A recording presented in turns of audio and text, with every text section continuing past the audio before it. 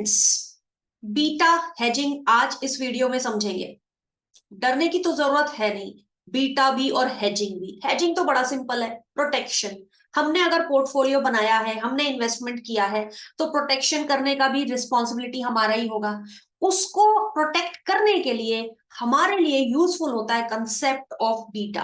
Beta बड़ा ही simple concept है, नाम सुनने में अजीब लग सकता है, लेकिन जब आप प्रैक्टिकली इस वीडियो में देखेंगे एग्जैक्टली बीटा क्या होता है, कहाँ मिलता है, कैसे कैलकुलेट होता है, कहाँ उसको यूज किया जा सकता है और कैसे एक समझदार इन्वेस्टर के लिए ये बहुत जरूरी होता है जब वो डिसाइड करता है कि अगर मेरा 10 लाख रुपए का पोर्टफोलियो है तो क्या मुझे 5 लाख रुपए लगाने चाहिए फ्यूचर्स मार्केट में उसको प्रोटेक्ट करने के लिए, या 15 लाख रुपए लगाने चाहिए, कितने रुपए का मुझे फ्यूचर बेचना चाहिए अपने पोर्टफोलियो को प्रोटेक्ट करने के लिए। अगर अभी आप थोड़े उलझ गए हैं कि फ्यूचर बेचना क्यों चाहिए, तो दोस्तों एक और वीडियो मैंने बनाया है जिसमें मैं आपको समझा रही हूं कि किस तरीके से डेरिवेटिव मार्केट का यूज करके आप पोर्टफोलियो हेजिंग कर सकते हैं। उस वीडियो को भी आप ध्यान से देखिए, समझिए, तब आपको डिटेल में समझ में आएगा कि एग्जैक्टली फ्यूचर बेच के कैसे आप पोर्टफोलियो को प्रोटेक्ट कर सकते हो। फिलहाल इस वीडियो में मैं आपको इतना ही कहूंगी कि अगर आपने 10 लाख रुपीस का पोर्टफोलियो बनाया है जिसमें 10 स्टॉक्स हैं, ठीक है, और बड़े ही शानदार स्टॉक्स आपने पिक किए हैं और 10 स्टॉक्स में 1-1 लाख रुपए आपने लगाया है, तो किस तरीके से आप बीटा का इस्तेमाल करके पोर्टफोलियो को हेज कर सकते हैं, प्लस कितना रुपया आपको डिप्लॉय करना चाहिए उस हेजिंग के लिए। तो चलो पहले समझते हैं एग्जैक्टली ये बीटा की कहानी क्या है, एग्जैक्टली बीटा क्या होता है। ऐसे समझ लो दोस्तों कि अगर आप मार्केट में डेली देखते हो, मार्केट को रोज ट्रैक करते हो, ठीक है, तो आप समझते होगे कि एक दिन में ही कोई कोई स्टॉक तो ऐसे होते हैं कि बिल्कुल टूट जाते हैं, 5%, 10% लोअर सर्किट ही लगता रहता है। कुछ ऐसे स्टॉक्स भी होते हैं चाहे मार्केट इधर से उधर हो जाए वो हिलते नहीं है। आईटीसी एक बहुत ही इंपॉर्टेंट एग्जांपल है, हिलता ही नहीं है। तो क्या वो कंपनी खराब है? क्या उसके फंडामेंटल्स वीक हैं? क्या बैलेंस शीट में कुछ हो गया? क्या आईटीसी जैसी बड़ी कंपनी में कोई समस्या है क्या? ऐसा कुछ भी नहीं है। आईटीसी अपनी अपनी चाल इसी तरीके से रहती है। कोई स्टॉक ज्यादा उछल कूद करता है, कोई स्टॉक कम उछल कूद करता है। कम उछल कूद करने वाले स्टॉक्स के अगर हम एग्जांपल लें, जैसे कि एचडीएफसी बैंक, रिलायंस हो गया आपकी, एचडीएफसी बैंक सॉरी आईटीसी हो गया आपका, ठीक है, ये जो बड़ी बड़ी कंपनीज होती हैं, लार्ज कैप कंपनीज होती हैं, इसमें बहुत ज्यादा वॉलेटिलिटी नहीं होती वर्सेस छोटी छोटी कंपनीज जैसे आरबीएल बैंक, बंधन बैंक, ठीक है, आपके छोटे छोटे जो बैंक्स होते हैं, आपके कैनरा बैंक है, पीएनबी बैंक है, ये सारे बैंक बड़ा बड़ा उछलते हैं। एसबीआई रिलेटिवली कम चलता है। तो क्या एसबीआई खराब कंपनी है और पीएनबी अच्छी कंपनी है? ऐसा भी नहीं है। तो बेसिकली कंपनी फंडामेंटली अच्छी या बुरी हो सकती है, और मैं मान के चलती हूँ आप फंडामेंटली स्ट्रॉन्ग कंपनीज को ही अपने पोर्टफोलियो में इंक्लूड करेंगे। लेकिन स्टॉक मार्केट में रोजमर्रा की उसकी चाल अलग हो सकती है, कोई ज्यादा उछल सकता है, कोई कम उछल सकता है। तो जब मैं कहती हूं दोस्तों कि ज्यादा या कम उछल सकता है, तो किससे ज्यादा? आईटीसी रिलायंस से ज्यादा? रिलायंस टीसीएस से ज्यादा? टीसीएस विप्रो से ज्यादा? नहीं। जब मैं कहती हूं कि ये स्टॉक ज्यादा उछल कूद करता है, तो मैं कह रही हूं दोस्तों ये स्टॉक मार्केट से ज्यादा उछल कूद करता है, हाई रिस्क है as compared to stock market. यानी निफ्टी का इंडेक्स से ज्यादा ऊपर या नीचे होने वाला अगर कोई स्टॉक है, वो हाई बीटा स्टॉक कहलाता है। अब इसको ऐसे समझिए, मान लो किसी पर्टिकुलर दिन निफ्टी 1% ऊपर जाता है और हमारा ये प्यारा स्टॉक भी 1% ऊपर जाता है, तो हम इसे कहते हैं बीटा 1। इसको कहेंगे कि इस स्टॉक का बीटा है 1। क्या मतलब? जितना निफ्टी ऊपर गया उतना ही ऊपर जाएगा। इसका मतलब जब निफ्टी 1% नीचे गिरेगा तो उतना ही नीचे भी गिरेगा, ना निफ्टी से ज्यादा ना निफ्टी से कम। तो कुछ स्टॉक्स ऐसे होते हैं जो बिल्कुल निफ्टी के हिसाब से चलते हैं, वर्सेस हमारा दूसरा स्टॉक है 1% निफ्टी ऊपर गया लेकिन ये स्टॉक 2% ऊपर जाता है, 1% निफ्टी नीचे गिरता है तो ये स्टॉक 2% नीचे गिरता है। इतना कट इसमें लगता है। क्या ये एक दिन की बात है? नहीं। पिछले 1 साल का एवरेज चाल निकाल के आपको एक्सचेंज दे देगा, ट्रेडिंग व्यू दे देगा, आपको कैलकुलेट नहीं करना। मैं आपको लेके चलूंगी कहां मिलेंगी ये चीजें, फिलहाल आप कंसेप्चुअली इसको समझ लो, ठीक है। तो हाई बीटा स्टॉक कौन से हो गए, जो 1 से ज्यादा है। 1.5 का क्या मतलब हुआ, निफ्टी 1% बढ़ता है, ये स्टॉक 1.5% बढ़ता है। निफ्टी 1% घटता है, ये स्टॉक 1.5% घटता है। किसी का बीटा 5 है का मतलब निफ्टी 1% बढ़ा लेकिन आप बढ़ गए 5%, निफ्टी बेचारा 1% गिरा, आप गिर गए 5% ऑन एन एवरेज। तो इस तरीके से सारी बात होती है। हाई बीटा मतलब वो स्टॉक्स जिनका बीटा दोस्तों 1 से ज्यादा हो, ठीक है। लो बीटा स्टॉक्स वो होंगे जिनका बीटा 1 से कम हो, ठीक है। अगर निफ्टी 1% बढ़ता है लेकिन ये वाला स्टॉक सिर्फ आधा % बढ़ता है तो ये लो बीटा स्टॉक है। क्यों, 0.5। निफ्टी 1% गिरता है, ये भी गिरता है लेकिन 0.5, तो गिरने में भी कम गिरता है निफ्टी से, बढ़ने में भी कम बढ़ता है निफ्टी से, तो वो होते हैं लो बीटा स्टॉक। अब आती है बात रिस्क की। आप खुद ही सोचो, जिन कंपनीज का हाई बीटा है वो ज्यादा रिस्की हुए ना। रिस्क का मतलब सिर्फ नुकसान नहीं होता, रिस्क का मतलब ये भी तो है कि 1% बढ़ा और 3% बढ़ गया, 1% घटा लेकिन 3% घट गया, दोनों ही साइड, ठीक है। तो जो स्टॉक ज्यादा उछल कूद करते हैं वो हाई बीटा होते हैं, 1 से ज्यादा होते हैं, स्टेबल होते हैं, ठंडे स्टॉक होते हैं, कंफर्टेबल स्टॉक्स होते हैं, लेस रिस्की स्टॉक्स होते हैं, उनका बीटा 1 से कम होता है। अब ये तो बात हुई मोटी मोटी कंसेप्चुअली, ठीक है, हाई और लो। अब जैसे मैंने कहा कि ट्रेडिंग व्यू आपको दिखा देगा कि कैसे आपको ये मिलेगा। मैं आपके पास डायरेक्टली ट्रेडिंग व्यू का स्क्रीनर खोल रही हूँ, ठीक है। स्क्रीनर पे चले जाना फ्रेंड्स, और आपको ये वाला पेज दिखाई देगा, आपके सामने सारे ही स्टॉक्स, बड़ी सारी इंफॉर्मेशन आपको मिल रही है यहाँ पर, ठीक है। ओवरव्यू पहला पेज होता है, ऊपर देखो लेफ्ट में ओवरव्यू, ओवरव्यू के बाद आप आ जाओ परफॉर्मेंस, ठीक है। सेकंड टैब को जैसे ही आप क्लिक करेंगे ये गोल गोल घूमेगा और आपको कुछ और देगा। अब आप यहाँ देखिए 1 ईयर बीटा देख रहे हैं ना, इस सेगमेंट में आप लोग अपने अपने कंप्यूटर पे भी ये पेज खोल के आप इस चीज को देख सकते हैं, समझ सकते हैं। यहाँ लेफ्ट हैंड साइड में सारी कंपनीज लिस्टेड है और बहुत कुछ है बीच में जो मैं फिलहाल छोड़ देती हूँ, मैं अपने मुद्दे पे आती हूँ। और दोस्तों मेरा मुद्दा है 1 ईयर का बीटा। आई इंडियन रिन्यूएबल एनर्जी डेवलपमेंट पहली कंपनी, ठीक है। कितना है बीटा, 6.3। क्या मतलब, निफ्टी जब 1% ऊपर जाता है तो ये कितना जाता है, 6%। जब निफ्टी 1% गिरेगा तो गिरेगा कितना, 6%। हाई बीटा, ठीक है। अच्छा, अब क्या मैं इनको अरेंज कर सकती हूँ अपने हिसाब से, बिल्कुल। मैंने बीटा पे क्लिक कर दिया, गोला फिर से घूमा और ये आ गए माइनस से लेकर आगे तक के नेगेटिव बीटा के भी स्टॉक्स आपको मिल गए, वर्सेस आपने इनको फिर से अरेंज कर दिया। ये आपके साढ़े साढ़े 6, 5.5 कितने कितने वॉलेटाइल हैं, 1% वर्सेस 4%, 4 गुना है मतलब। ये देखिए किस तरीके से आपको सारे बीटा मिलते हैं। एडजेसेंट टू बीटा आपको मिलती है कंपनी, ठीक है। हर एक कंपनी मतलब आरसीएफ का अगर आपको बीटा जानना है तो आप कहोगे अच्छा 1.8 है, हाँ, यानी ये हाई बीटा की कैटेगरी में। निफ्टी 1% बढ़ता है तो ये कितना परसेंट बढ़ता है, 1.8%, ठीक है। बीटा जिनका 1 है उनको भी आप खोज सकते हो क्या, बिल्कुल। आप इसी में नहीं जूझ सकते, आप यहाँ पे एक फिल्टर भी लगा सकते हो। दोस्तों आप यहाँ पे क्लिक करो और ये देखो आपके सामने ये ओपन होगा। क्या कह रहा है, 1 year beta below a certain value, 1 से नीचे, मान लो आपने यहाँ लिख दिया 1, ठीक है, और इसको कर दिया एंटर। अब ये सारी वो कंपनीज मिल जाएंगी फ्रेंड्स आपको जिनका बीटा लेस देन 1 है, आप देख सकते हो, ठीक है।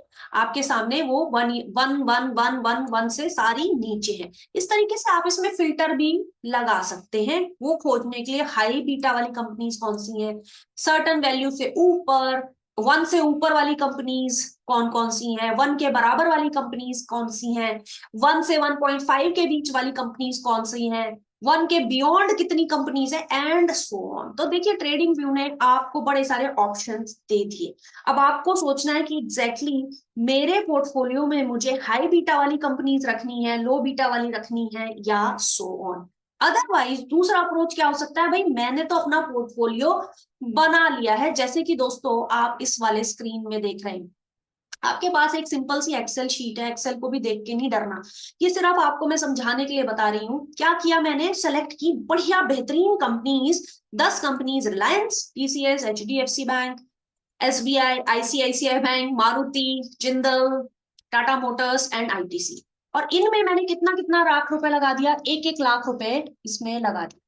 हर एक कंपनी में मैंने बराबरी से पैसा लगा दिया, और मेरे पास हर एक कंपनी का बीटा भी है।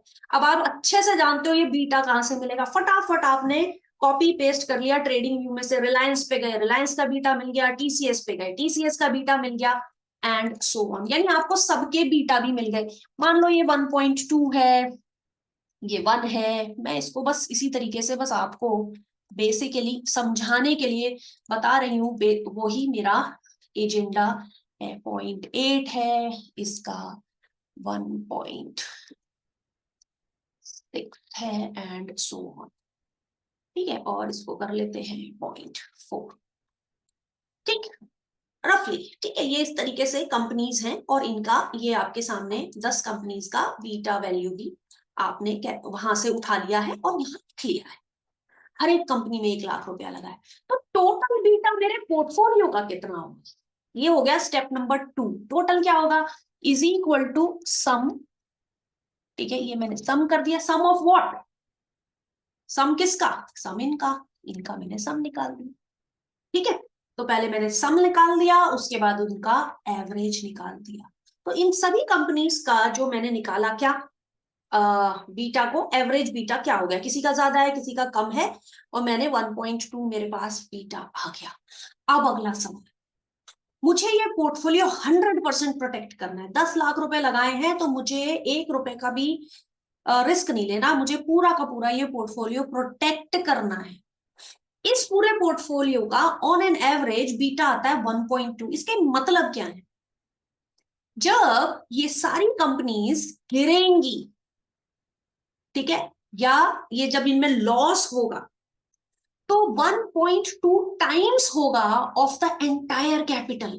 पूरी कैपिटल कितनी है, मैंने कितने पैसे लगा दिए इस कंपनी में, is equal to sum, sum of ये सारी कंपनी, ये 10 की 10 कंपनीज में मैंने कितना पैसा लगाया फ्रेंड्स, ये लगाया मैंने 10 लाख रुपए। तो दोस्तों हमने देखा कि ये तो हमारा टोटल बीटा है, ये हमारा एवरेज बीटा है, ये हमारी टोटल कैपिटल डिप्लॉयड है अपने पूरे पोर्टफोलियो के अंदर। अब दोस्तों 1.2 बीटा का क्या मतलब है, जब ये सारी कंपनीज ऊपर जाएंगी, क्योंकि ये हाई बीटा कंपनीज हैं, ऊपर की तरफ जाएंगी, तो क्योंकि ये रिस्की हैं, मतलब हाई रिस्क कंपनी है, मार्केट से ज्यादा परफॉर्म करती है, तो अगर मार्केट 1% ऊपर बढ़ेगा तो ये सारी कंपनीज मिलके ऑन एन एवरेज 1.2% ऊपर बढ़ेंगी। मार्केट से कितना एक्स्ट्रा बढ़ेंगी, कितना एक्स्ट्रा बढ़ेंगी, 0.2%। यानी 10 लाख रुपए जो आपने लगाए हैं वो कितने हो सकते हैं ऊपर की तरफ, 12 लाख रुपए। यानी आपको मुनाफा कितने रुपए का हो सकता है फ्रेंड्स, 2 लाख रुपए का। 2 लाख रुपए का आपको प्रॉफिट हो सकता है, वर्सेस जब ये गिरेगा वही प्रोपोर्शन में होगा। अगर मार्केट 1% गिरेगा तो ये 1.2% गिरेगा, यानी कि नुकसान भी आपको दोस्तों कितना हो सकता है, 2 लाख रुपए का। तो ऐसा नहीं है कि सिर्फ मुनाफा ही होगा, आपको नुकसान भी उसी प्रपोर्शन में होगा, अगर इस तरीके का आपका पोर्टफोलियो है। ठीक है, 2 लाख रुपए तक का आपको लॉस हो सकता है इस पर्टिकुलर पोर्टफोलियो में। यानी अगर मुझे इसे 100% प्रोटेक्शन देनी है तो कितना रुपया मुझे इस मार्केट में इस पर्टिकुलर फ्यूचर को बेचने में लगाना है, वो अब मेरे पास मोटा मोटा आ गया। 10 लाख रुपए से इसको हेज करके काम नहीं चलेगा, कम से कम मुझे 12 लाख रुपए लगाने पड़ेंगे इस पोर्टफोलियो को बचाने के लिए। अब ये तो वो एग्जाम्पल होता है जहां पे सब सारे ही स्टॉक्स में आपने 1-1 लाख रुपए लगाए।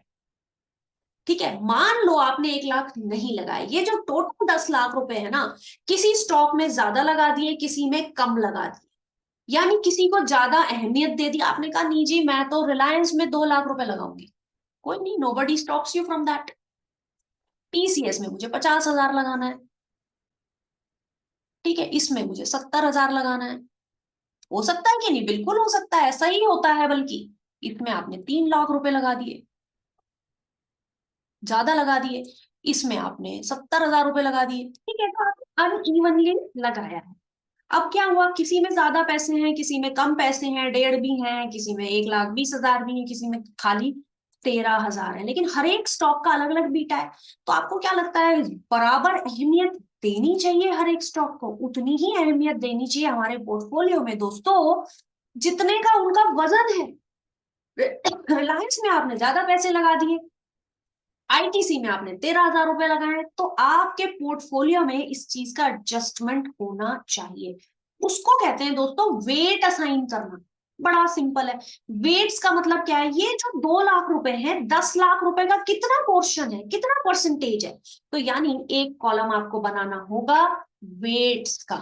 वेट्स, वेट का क्या मतलब है, सिंपल, ये जो अमाउंट है डिवाइडेड बाय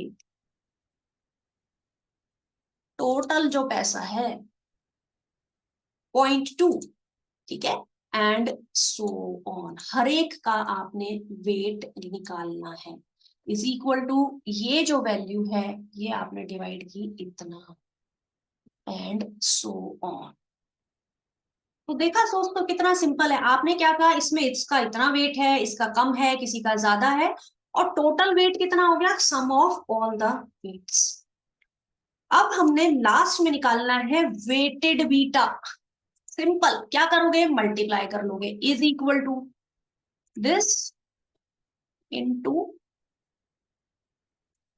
दिस। अब हमने ना बीटा एडजस्ट कर लिया, ठीक है, हमने क्या करा दोस्तों, अपना बीटा एडजस्ट कर लिया। जो ओरिजिनली 1.2 लेके हमने एवरेज निकाला था, ये 1.2, 1, 1.4 एंड सो ऑन लेके हमने एवरेज कैलकुलेट की थी, वो नहीं करा, हमने इसी को चेंज कर दिया। भाई जिस पर्टिकुलर स्टॉक में ज्यादा पैसे लगे हैं उसको आप एडजस्ट करो, तो आपने वेटेड बीटा निकाल के उसका निकाला टोटल।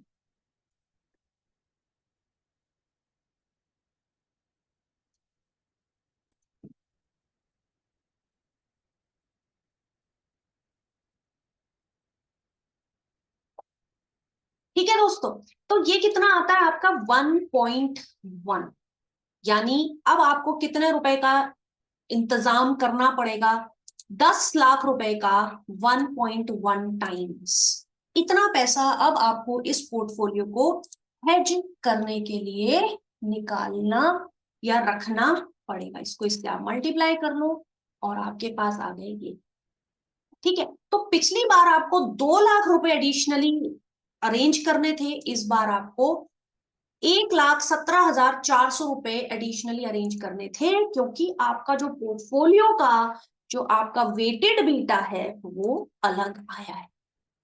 तो अगर आपको पूरा प्रोटेक्शन देना है अपने पोर्टफोलियो को, तो इस तरीके से आप अपना अप्रोच लेंगे।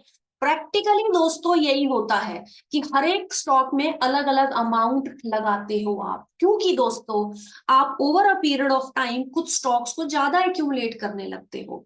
आप सिप्ला को कम कर लोगे, आईटीसी को कम कर लोगे, रिलायंस में बढ़िया खबरें आ रही हैं, आपको एडिशनल पैसा डिप्लॉय करना है, तो आप बैठे थोड़ी रहोगे कि नहीं मैंने तो बराबर ही नजर से देखना है हर एक स्टॉक को।